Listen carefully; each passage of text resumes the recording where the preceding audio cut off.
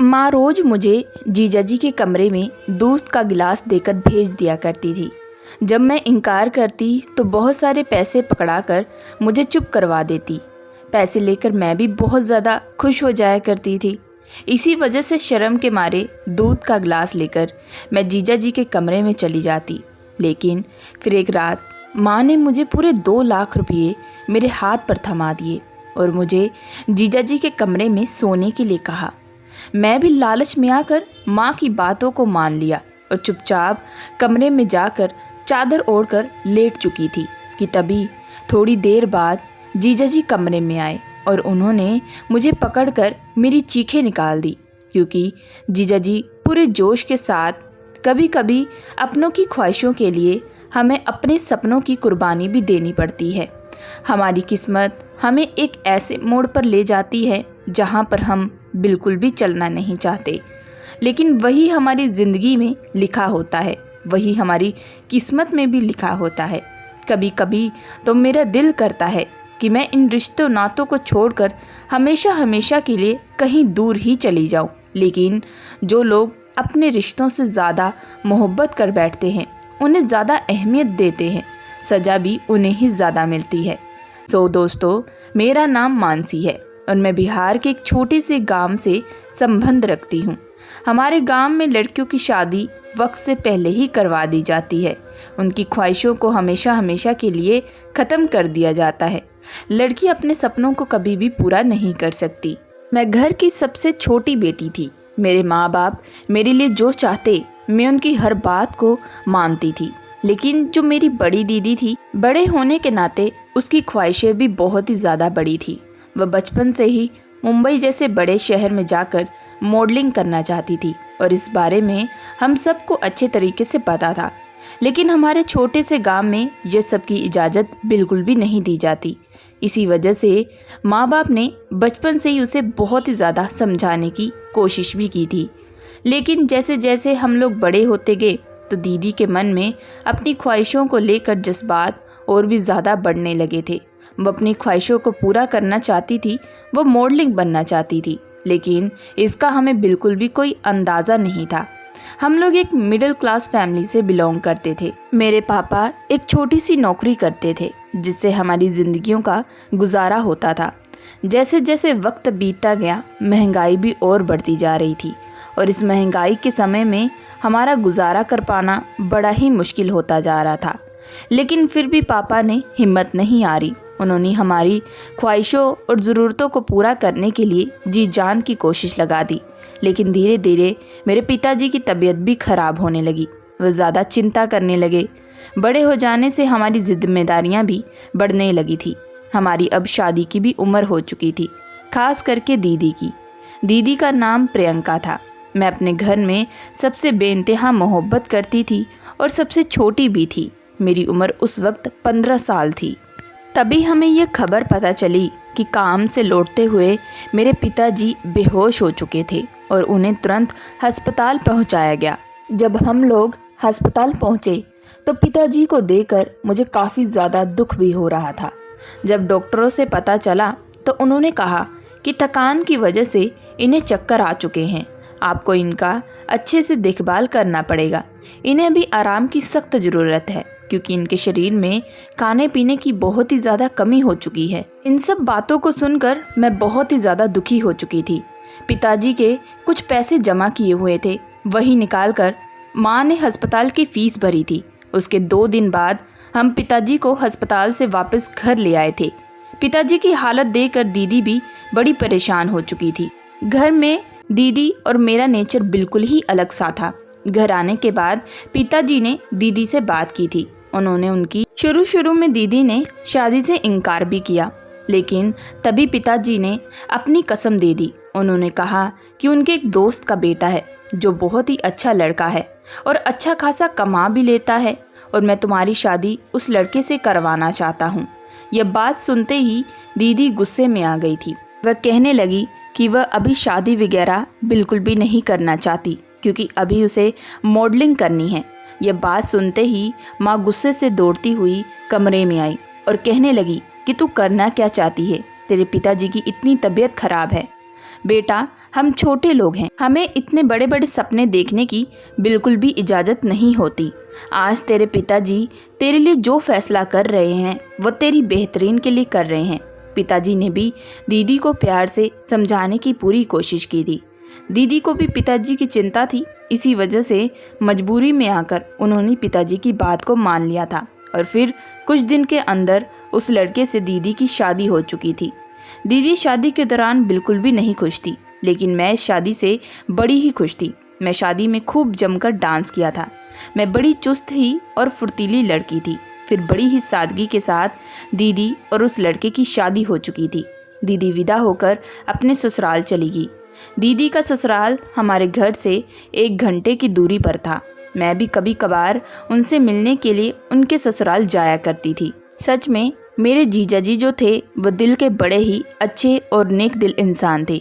मेरे आने पर उन्होंने घर पर बहुत ही अच्छे से मेरा स्वागत किया था। दीदी के ससुराल में जीजाजी की एक नानी रहा करती थी जो कि काफ़ी बुजुर्ग हो चुकी थी और उनके माता बहुत सालों पहले ही डिवोर्स हो चुका था और उन दोनों का अलग अलग शादियां भी हो चुकी थी और तब से जीजाजी को उनकी नानी ने ही पाल पोस कर बड़ा किया था। जीजाजी अपनी नानी से बेइंतहा मोहब्बत करते थे, लेकिन घर आने के बाद दीदी बड़ी ही बेचैन हो जाती। वह हमेशा मुझे परेशानी में लगती। जब मैं उनसे पूछती तो अक्सर मुझे यही कहा करती कि मुझे मॉडलिंग करनी थी, कुछ बनना था, ज़िंदगी में कुछ काबिल बनना था, अपने पैरों पर खड़ा होना था। लेकिन इसके आगे मैं जब उससे पूछती तो वह कुछ भी नहीं बोलती और बातों को घुमाने लगती। इसी तरह हम सब की ज़िंदगी भी बीत रही थी कि तभी हमें 1 महीने के बाद ये खबर मिली कि दीदी माँ बनने वाली हैं। लेकिन दीदी पर माँ बनने की कोई खुशी नहीं थी। ऐसा मानो कि वह सब कुछ ये मजबूरी में कर रही हो, बल्कि इसके उल्टा जीजाजी तो दीदी की खातिरदारी में कोई कमी नहीं रखते थे। वह दिन रात इस समय में उनकी सेवा करते थे। उनके पास बहुत पैसे भी थे। हमें हमारे घर पर खाने पीने की कई बार परेशानी भी उठानी पड़ती थी, लेकिन दीदी के ससुराल में हर चीज़ टेबल पर सजा कर रखी जाती थी। फिर भी पता नहीं दीदी खुश क्यों नहीं रहती थी। इसी तरह पूरे 9 महीने बीत चुके थे और दीदी ने एक बहुत ही प्यारे से बेटे को जन्म दिया था। अब मैं मौसी बन चुकी थी। इस बात से मैं बेहद खुश थी। मैंने पूरे मोहल्ले में मिठाई बांटी। एक दिन मैं शाम को घर वापस आई तो मैंने दीदी और माँ को कुछ बातें करते हुए देखा। दोनों आपस में कुछ बहस रहे थे, लेकिन जब मैं उनके करीब आकर खड़ी हुई तो दोनों ही चुप हो चुके थे। दीदी भी गुस्से से अपने ससुराल चली गई। माँ ने भी उसे जाने से बिल्कुल भी नहीं रोका था। तभी हमें उसके दूसरे दिन यह खबर मिली कि दीदी घर छोड़कर चली गई है। इस बात से बेहद ही मैं परेशान थी। मुझे समझ में नहीं आ रहा था फिर दीदी ने ऐसा क्यों किया, लेकिन दीदी ने एक चिट्ठी लिखी थी कि अब वह और ये मजबूरी के रिश्ते नहीं निभा पाएगी। उसे मॉडलिंग करनी थी, इसी वजह से वह हमेशा हमेशा के लिए मुंबई जाने वाली है। इस बात से हम लोग पूरे तरीके से टूट चुके थे और सबसे ज़्यादा जीजाजी। मेरे जीजाजी अब अकेले बच्चे को कैसे पालते। कुछ दिन बीते थे और दीदी ने यह फैसला कर लिया। दीदी ने एक बार भी अपने बच्चे के बारे में नहीं सोचा। लोग भी उसके बारे में बुरा भला बोलने लगे। वह कहने लगे कि कैसी माँ थी जिसने कुछ दिन ही हुए अपने बेटे को जन्म दिया और उसे हमेशा हमेशा के लिए अकेला छोड़कर चली गई। एक बार भी अपने पति और बच्चे के बारे में बिल्कुल भी नहीं सोचा। पिताजी दीदी के जाने के बाद पूरे तरीके से टूट चुके थे। उनकी हालत पहले से ज़्यादा खराब हो चुकी थी। मैं अपनी आंखों से अपने परिवार को बिखरते हुए देख रही थी, लेकिन मैं कुछ भी कर नहीं पा रही थी। मेरे जीजाजी की जो नानी थी वो भी इस उम्र में बूढ़ी हो चुकी थी और वह भी अब बच्चे का बिल्कुल भी अच्छे से ध्यान नहीं रख पा रही थी। अब जीजाजी पर पूरी तरीके से मुसीबत आ चुकी थी। माँ बार बार जीजाजी से माफ़ी मांग रही थी और उन्हें कह रही थी कि यह सब उनकी वजह से ही हुआ है। मेरी बेटी ऐसा कुछ करेगी हमें यह हरगिज़ मालूम नहीं था, नहीं तो हम तुम्हारी शादी उससे बिल्कुल भी नहीं करवाते। लेकिन मुझे सबसे ज़्यादा उस छोटे से बच्चे को देखकर बहुत ही ज़्यादा तकलीफ़ हो रही थी। बिस्तर पर पड़ा वह बहुत ज़ोरों से रो रहा था। मैं तभी उसके करीब गई और उसे पकड़कर चुप कराने की पूरी कोशिश करने लगी। वह बच्चा भी मेरे पास आते ही बहुत जल्द चुप हो चुका था और ये सब मेरी माँ और जीजाजी दोनों ही देख रहे थे। बच्चे के साथ कुछ वक्त बिताने के बाद मुझे वापस अपने घर आना था। मन मार कर मैं वापस अपने घर आ चुकी थी। लेकिन मेरा घर पर बिल्कुल भी मन नहीं लग रहा था। जीजाजी माँ को फ़ोन पर बच्चे के बारे में बताते थे कि बच्चा बिल्कुल भी चुप नहीं हो रहा, उसे एक माँ की ज़रूरत है। इस बात से माँ बड़ी ही परेशान होती थी। तभी माँ मेरे पास आई और कहने लगी कि तुम अपने जीजाजी के पास रहने के लिए जाओ, उन्हें अभी हमारी बहुत ही ज़्यादा ज़रूरत है, क्योंकि बच्चा अभी काफ़ी छोटा है। तेरे जीजाजी अकेला उसे कैसे संभालेंगे। मुझे भी माँ की ये बात सही ही लगी थी, लेकिन उस वक्त पिताजी ने इनकार कर दिया। पिताजी कहने लगे वह अभी खुद 17 साल की है और वह बच्चे का कैसे ध्यान रखेगी, उसे तो बच्चा संभालना नहीं आता। फिर पिताजी और माँ दोनों में बहस चालू हो चुकी थी। मैं उन दोनों को शांत कराने के लिए पिताजी से कहा कि पिताजी, मैं वहाँ जाने के लिए तैयार हूँ। वैसे भी मैं खुद उस बच्चे को अकेला नहीं छोड़ना चाहती, वह काफ़ी मासूम है और अभी बहुत ही छोटा है। पिताजी भी मेरी बात सुनकर चुप हो चुके थे और गुस्से से वह अपने कमरे में चले गए। मैंने रात भर अपना सामान पैक किया। तभी माँ मेरे कमरे में दौड़ती हुई आई और उसने कुछ मुझे नए नए कपड़े भी ला कर दिए और मुझे कहने लगी कि वहाँ जाकर अब से तुम यही पहनना। मैंने कहा कि माँ, इन सब की क्या ज़रूरत है, मेरे पास तो ऑलरेडी कितने सारे कपड़े हैं। माँ कहने लगी जैसा मैं कहती हूँ तुझे वैसा ही करना पड़ेगा। मैं भी चुपचाप माँ की बात को मान लिया और दूसरे दिन जीजाजी के घर जाने के लिए रवाना हो चुकी थी। जैसे ही मैं घर के अंदर दाखिल हुई तो मुझे बाहर से ही बच्चे की बहुत ही ज़्यादा रोने की आवाज़ें आ रही थी। जीजाजी उसे पकड़कर पूरी कोशिश कर रहे थे चुप कराने की, लेकिन वह बच्चा बिल्कुल भी चुप नहीं हो रहा था। मैंने जैसे ही उसे अपने हाथों में लिया तो वह मुझे देखकर हंसने लगा और तुरंत चुप हो चुका था। यह सब देखकर जीजाजी कहने लगे कि वाकई मानसी, तुम्हारे हाथों में जादू है, ये तो तुम्हारे हाथ में आते ही तुरंत चुप हो चुका है। हम कब से इसे चुप कराने की कोशिश कर रहे थे। तभी मैं भी हंसते हुए कहने लगी कि आप चिंता मत करें, अब मैं आ चुकी हूँ, अब से मैं खुद इसका ख्याल रखूँगी। फिर जीजाजी ने मुझे अपने साथ वाला कमरा दिखा दिया और मैं वहाँ अपना बैग रखा और फ्रेश होकर माँ के बताए हुए कपड़े पहन लिए, जिसमें मैं आज बेहद सुंदर लग रही थी और मैं अपनी उम्र से ज़्यादा भी लगने लगी थी। ये देखकर मुझे भी अच्छा लग रहा था। उसके बाद मैं बच्चे के पास चली गई, उसे वक्त देने लगी। अब घर का माहौल बहुत अच्छे तरीके से हो चुका था, लेकिन जब भी रात को जीजाजी आते तो वह काफ़ी ज़्यादा मायूस हो जाते थे। मुझे पता था कि उन्हें दीदी की याद सता रही थी, क्योंकि वह दीदी से मोहब्बत करते थे। मुझे जीजाजी का दर्द बिल्कुल भी देखा नहीं जाता था। दीदी ने जो किया वह बहुत ही ज़्यादा गलत था। कुछ दिन के बाद माँ भी आकर हमारे साथ रहने लगी और मुझे कहने लगी कि अभी बच्चा बहुत ही छोटा है और सिर्फ तुम उसे अकेली बिल्कुल भी संभाल नहीं पाओगी, क्योंकि तुम्हें बच्चा संभालना तो बिल्कुल आता ही नहीं है। मुझे भी माँ की ये बातें सही लगी थी। मैं भी खुश थी कि माँ भी मेरे साथ इस घर में रहेगी, क्योंकि मैं आज से पहले कभी बच्चा तो पाली नहीं थी जो मैं बच्चे को अच्छी तरह से संभाल पाती। अब कभी माँ बच्चे का ख्याल रखती तो कभी कदार मैं माँ के साथ बच्चे को समझने की पूरी तरीके से कोशिश किया करती थी कि बच्चा कैसे संभालते हैं, जैसे बच्चे को किस तरीके से पकड़ना चाहिए, बच्चे को कैसे चुप कराना चाहिए, बच्चे के कपड़े कैसे बदलने चाहिए, वगैरह वगैरह। लेकिन अब रोज हफ्ते के एक दिन माँ जीजाजी जी के साथ बाहर जाती और मेरे लिए कुछ नए नए सूट भी लेकर आया करती थी। मैं माँ को बार बार इनकार भी करती कि मुझे इन सब की बिल्कुल भी ज़रूरत नहीं है। तभी माँ फिर से मुझे गुस्से से देखने लगती और उसके बाद मैं चुपचाप माँ के दिए हुए कपड़े ले लेती। लेकिन रात को एक बड़ी ही अजीब सी घटना होती। मैं बार बार मुझे गर्म दूध का गिलास देकर जीजाजी के कमरे में भेज दिया करती थी। मैं इनकार करती थी, लेकिन वह मुझे कहती कि अभी जीजाजी को तुम वक्त। तुम्हारी दीदी के जाने के बाद तुम्हारे जीजाजी काफ़ी ज़्यादा उदास हो चुके हैं, वह किसी से हंस खुल कर बात नहीं करते। मुझे भी ये बात सही लगी थी। मैंने भी माँ की बात को मान लिया था, लेकिन कमरे में जाते ही मैंने यह देखा कि जीजाजी बिस्तर के नीचे बैठकर बहुत रो रहे थे और मेरे आते ही उन्होंने चुपके से अपने आंसुओं को पोंछ लिया था। तभी वह उठकर खड़े हुए और मुझे कहने लगे कि मानसी, तुम यहाँ पर क्या कर रही हो।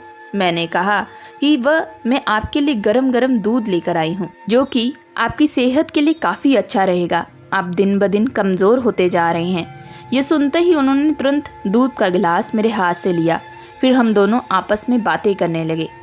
आज बहुत टाइम के बाद मैंने जीजाजी से बात करते हुए देखा था, लेकिन जब से दीदी गई थी उसके बाद से तो जीजाजी कभी भी दिल खोलकर बात ही नहीं करते थे। वह हमेशा चुपचाप रहते थे। जीजाजी से बात करने के बाद मैं अपने कमरे में आ चुकी थी। जब सुबह हुई तो मैंने माँ को भी जीजाजी के बारे में बताया था। माँ भी ये सारी बातें सुनकर उदास हो चुकी थी। कहने लगी कि यह सिर्फ तुम्हारी दीदी की वजह से हुआ है और अभी जीजाजी को तुम्हारी सख्त ज़रूरत है। तुम ही अपने जीजाजी की हालत को ठीक कर सकती हो। मैंने कहा कि वह कैसे? तो माँ कहने लगी कि तुम ज़्यादा से ज़्यादा वक्त अपने जीजाजी को दिया करो, उनके साथ घूमा फिरा करो, उन्हें हंसाने की पूरी कोशिश किया करो ताकि वह धीरे धीरे दीदी की यादों को भुला सके। मुझे भी माँ की ये बात सही लगी थी। माँ कहने लगी कि बच्चे का ध्यान अब से मैं खुद ही देख लिया करूँगी। माँ के कहने के मुताबिक मैं शाम को जीजाजी के साथ बाहर घूमने के लिए चली जाया करती थी। मैं उनका मन बहलाने की पूरी तरीके से कोशिश कर रही थी। इसी तरह वक्त बीतता गया और धीरे धीरे अब जीजाजी पहले के मुकाबले काफ़ी ठीक हो चुके थे। ये सब देखकर मैं बड़ी ही खुश थी। मैं अपनों को दुखी बिल्कुल भी नहीं देखना चाहती थी। अपनों की ख्वाहिशों के लिए मैं कुछ भी करने के लिए तैयार थी। जीजाजी खुद मेरे से बात करते और जब भी वह शाम को घर आते तो अपने बच्चे के साथ साथ मेरे लिए कोई ना कोई तोहफा जरूर लेकर आया करते थे, जिससे मैं बड़ी ही खुश होती थी। धीरे धीरे हम सभी दीदी को भूल चुके थे। हम सबको रहते रहते अब पूरा 1 साल बीत चुका था। मैं और जीजाजी काफ़ी ज़्यादा फ्रेंडली हो चुके थे। इसी तरह दिन बीत रहे थे कि एक दिन जीजाजी मेरे पास आए और मुझे कहने लगे कि आज रात को वह मुझे कहीं दूर लेकर जाएंगे, तो मैं अच्छे से तैयार होकर रहूं। मैंने भी जीजाजी को बात पर हामी भर दी थी। शाम को मैं अच्छे से बन ठन कर बैठ चुकी थी कि तभी जीजाजी मुझे अपने साथ एक बहुत से बड़े होटल में लेकर गए थे। मैं जब जीजाजी से पूछा तब वह कहने लगे कि तुम्हें जल्द ही सब कुछ पता चल जाएगा। फिर मुझे कमरे के अंदर लेकर गए। जैसे ही कमरे का दरवाज़ा खुला तो पूरे फूलों से उस कमरे को सजाया गया था। यह देखकर मैं बेहद ही खुश हो चुकी थी। हर तरफ लाइटिंग लगी हुई थी। मैंने तभी खुशी से जीजाजी से पूछा कि क्या आपका जन्मदिन है? लेकिन तभी जीजाजी ने मेरा हाथ पकड़कर कहने लगे कि मानसी, मैं तुम्हारे साथ अपनी ज़िंदगी की शुरुआत करना चाहता हूँ। क्या तुम मुझसे शादी करोगी? ये सुनते ही मेरे पैरों तले ज़मीन खिसक गई थी। मैंने कहा कि आप ये सब बातें क्या बोल रहे हैं? आप मेरे जीजाजी हैं और मैं दीदी की जगह बिल्कुल भी नहीं लेना चाहती। तभी मैं गुस्से से घर आ चुकी थी। घर आकर मैंने रोते हुए माँ को सारी बात बताई। माँ तभी मुझ पर गुस्से से भड़क पड़ी। कहने लगी कि तेरा दिमाग तो खराब नहीं हो गया? तूने इतना अच्छा मौका गंवा दिया। मैंने कहा कि मौका क्या मतलब है आपका? माँ कहने लगी कि मैं खुद चाहती थी कि तेरी शादी तेरे जीजाजी से हो जाए, क्योंकि तेरी दीदी के जाने के बाद जीजाजी पूरे तरीके से टूट चुके थे। अगर जीजाजी किसी और लड़की से शादी करते हैं, तूने कभी इस बच्चे का सोचा है? कोई भी औरत इस बच्चे को माँ जैसा प्यार बिल्कुल नहीं दे पाएगी। ये सुनकर मैं गहरी सोच में डूब चुकी थी, क्योंकि माँ जो कह रही थी वह सही बात थी। मैं जब उससे बच्चे की तरफ देखा तो मुझे वह बेहद तकलीफ़ हो रही थी। मैं इस बच्चे के लिए कुछ नहीं कर पा रही थी। तभी जीजाजी पीछे आकर खड़े हो चुके थे। उनके सामने मैं सर झुकाई थी। माँ कहने लगी, इस बच्चे और तेरी जीजाजी के लिए बेहतर यही होगा कि तू अपने जीजाजी से शादी करे, क्योंकि तेरी दीदी उन दोनों को छोड़कर हमेशा के लिए चली गई है और अब वह कभी वापस लौटकर नहीं आएगी। अगर तूने अब फिर से इनकार किया तो इस बच्चे की ज़िंदगी पर बहुत ही बुरा असर पड़ेगा। हम कभी भी तुझे माफ़ नहीं कर पाएंगे। हमें काफ़ी बड़ी दुविधा में फंस चुकी थी। मैं बार बार उस बच्चे को देख रही थी। वह फिर काफ़ी देर सोचने के बाद मैंने शादी के लिए हाँ कर दी। इस बात से सब लोग बेहद ही खुश हुए थे, सिवाय मेरे, क्योंकि मैं दीदी की जगह बिल्कुल भी नहीं लेना चाहती थी। फिर दूसरे दिन ही बड़ी ही सादगी के साथ घर पर पंडित जी को बुलाकर मेरी और जीजाजी से शादी हो गई। अब जीजाजी मेरा पति बन चुका था। रिश्ता चेंज होने की वजह से अब मुझे बहुत ज़्यादा शर्म आ रही थी। सुहागरात की रात मैं उनके कमरे में बैठी थी और उनका इंतज़ार कर रही थी। मुझे अंदर ही अंदर बहुत ही ज़्यादा घुटन हो रही थी और डर भी लग रहा था। तभी जीजाजी कमरे में आए, लेकिन आज उन्होंने मुझसे कोई बात नहीं की थी, बल्कि वह बिस्तर से तकिया उठाकर सोफे पर जाकर लेट चुके थे। मैं ये सब देखकर हैरान रह चुकी थी। मैं भी चुपचाप बिस्तर पर जाकर लेट चुकी थी। दूसरे दिन से मैं घर की जिम्मेदारियां खुद पर ले ली और घर को अच्छे से संभालने लगी थी और फिर उसके बाद बच्चे को भी वक्त दिया करती थी। धीरे धीरे मुझे बच्चे से ज़्यादा ही मोहब्बत हो चुकी थी। अब मैं खुद उस बच्चे से एक पल भी रह नहीं सकती थी। मेरा पति मेरा और बच्चे का काफ़ी अच्छे से ख्याल रखता था। जब मैं बीमार होती तो वह मेरी दिन रात सेवा करता था। उसकी इतनी परवाह देकर मुझे धीरे धीरे उससे बेइंतहा मोहब्बत होने लगी थी। मैं अब अपने पति से मोहब्बत करने लगी थी। धीरे धीरे हम दोनों एक दूसरे के करीब आ चुके थे और हमने वह सब किया जो एक पति पत्नी करते थे। अब मैं अपनी ज़िंदगी में बेहद ही खुश थी। मुझे अपने परिवार से बहुत मोहब्बत थी। मुझे और मेरे पति के साथ रहते हुए पूरे 2 साल बीत चुके थे। हम सब परिवार वाले बहुत ही ज़्यादा खुश थे। एक दिन हम सभी लोग हॉल में बैठकर नाश्ता कर रहे थे कि तभी हमारे घर के दरवाजे की घंटी बजी। जब मेरे पति ने जाकर दरवाज़ा खोला तो सामने जो शख्स खड़ा था उसे देखकर हम सब की आंखें फटी की फटी रह गई थी, क्योंकि जो शख्स वहाँ पर खड़ा था वह कोई और नहीं बल्कि मेरी खुद की बड़ी दीदी थी, जो कि कुछ सालों पहले ही सब कुछ खुद छोड़ छाड़ कर भाग चुकी थी। सो दोस्तों, अगर आप कहानी का अगला पार्ट सुनना चाहते हैं तो फटाफट हमें पार्ट 2 लिखकर कमेंट करें। अगर आप लोगों को ये कहानी पसंद आई है तो हमारे चैनल को लाइक एंड सब्सक्राइब जरूर करिएगा एंड बेल आइकन का बटन जरूर दबाइएगा।